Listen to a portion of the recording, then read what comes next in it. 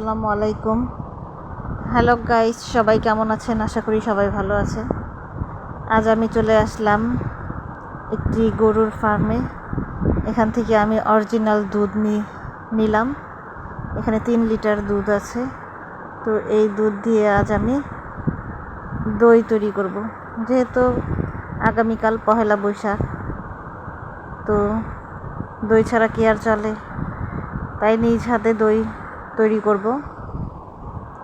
এখানে 3 লিটার দুধ আমি জাল করতে করতে প্রায় 2 লিটারের কাছাকাছি নিয়ে আসছি। তো দুধটা খুব বেশি জাল করলে দইটা বেশি টেস্ট হয়। আর যেহেতু অরিজিনাল দুধ, এই দুধের মধ্যে প্রচুর ক্রিম পড়ছে। আমি এই সাথে এখন একটু গুঁড়ো দুধ অ্যাড করে দিলাম। আর যারা প্রফেশনালি দই মেক করে তারা কিন্তু অরিজিনাল দুধের ক্রিমটা রেখে দিয়ে তারপরে দই তৈরি করে, কিন্তু আমি হাতে দই তৈরি করব যেহেতু আমি পুষ্টিকর অবশ্যই রাখবো। তাই আমি ক্রিম সহই দুধটা দইয়ের সাথে অ্যাড করব।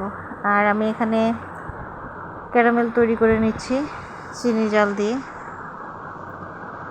ক্যারামেল তৈরি করে নিলে দইয়ের কালারটা খুব সুন্দর আসে, এর জন্য আমি আজ ক্যারামেল তৈরি করে নিচ্ছি। এটা চিনিটা ভালো করে জাল করতে করতে খুব বেশি নাড়াচাড়া করতে হবে, তা না হলে চিনিটা পুড়ে যাবে। এটা খুব ভালো করে জাল করে একটু ব্রাউন কালার চলে আসছে।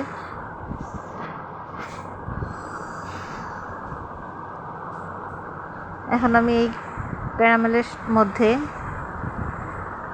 আমার জাল করা দুধটা অ্যাড করে দেব।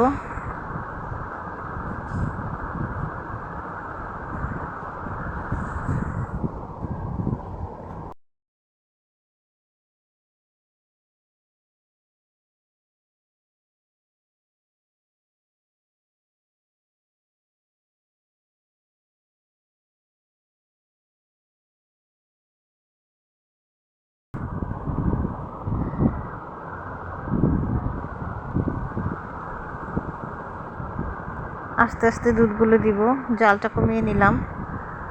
তো নাড়তে থাকতে হবে, খুব বেশি নাড়াচাড়া দিয়ে ক্যারামেলটা মিক্সড করে নিচ্ছি দুধের সাথে।